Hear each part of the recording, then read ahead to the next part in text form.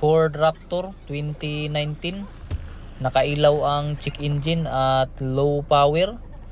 Ano kaya ang dahilan at paano lagnutin at ibutin? Ang unit natin ay from Marawi. Ito na, tingnan natin yung kahimtang. So nakailaw yung C manual. So hindi natin natsimpuhan na umilaw yung check engine, pero umiilaw yan. So ang una nating gagawin ay yung nag-cause ng check engine.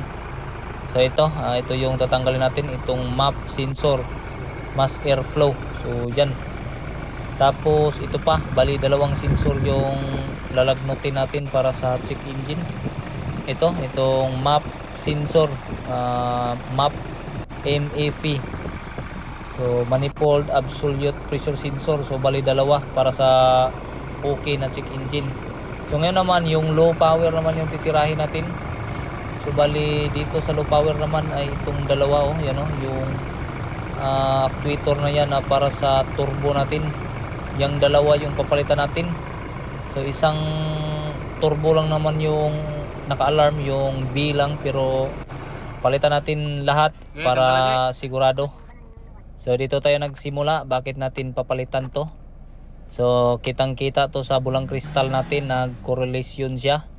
Yan, so kapag ito ang nasira ay nagkukos din to ng low power. Yan, so kaya tinanggal natin. Tapos ito naman, itong map sensor natin ay nagkukos din to ng check engine. Oo, check engine. So kaya tinanggal natin.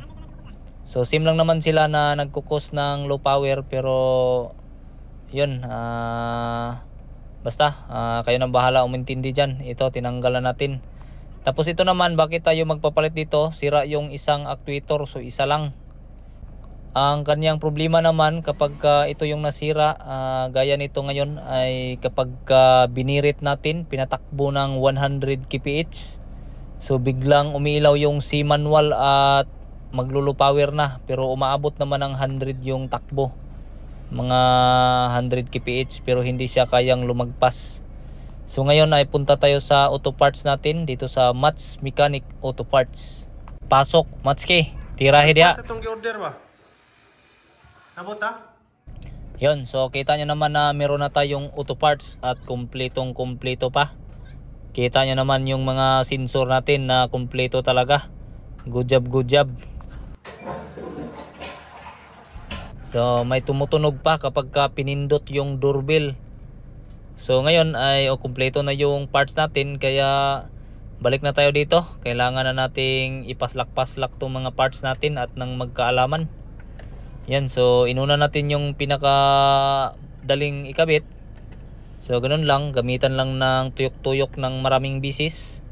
So basic lang tong ginawa natin. So baka magtanong kayo, dami namang parts na pinalitan natin. So wala tayong magawa. Kailangan palitan sira. Kung ano mang sira, kailangan palitan talaga. So baka magtanong naman, sinabi natin isang actuator lang yung sira, bakit nagpalit tayo dito ng dalawa? So simple lang, dahil nasira na yung isa, malamang ay susunod na rin yung isa, kaya pinalitan natin yung dalawa. So ngayon naman, pagkatapos nating maikabit lahat ng parts, ay dito tayo mag-programming tayo. So update natin yung program ng PCM natin. Ayan, nag-PMI tayo dito. So simple lang naman to. Yan, so pindot-pindot lang ng bulang kristal. So baka magtanong naman kayo, bakit natin ginawa to? So minsan talaga merong mga trouble code na hindi nawawala kahit na pinalitan na natin yung mga sensor. Kaya basta Ford talaga ay kailangang marunong kayo ng kunti sa mga ganito. So sa mga hindi naman nakakaintindi ay ayun. So basta ay intindihan niyo na lang para maging madali yung movie natin dito. So fast forward tayo, tapos na natin gawin lahat at ini-start ko na nga dito kung okay na ba. Yun, so umandar pa naman siya sa awa ng Panginoon. So birit-birit na agad para lumaki-laki talaga yung libor natin. Is okay talaga yung RPM mga guys. So pagkatapos natin gawin yung mga basic na trabaho ay pina-atras na natin agad. So kailangan nating i-test drive to. Tara, samahan nyo ako mag-test drive tayo ng dahan-dahan. So nung dati ay hindi to umaabot ng 100 plus. So minsan umabot siya ng 100 kph ang takbo, pero 100 lang talaga. So ngayon ay dahan-dahan lang yung test drive natin kaya pinatakbo lang natin ng 120. Ibig sabihin ay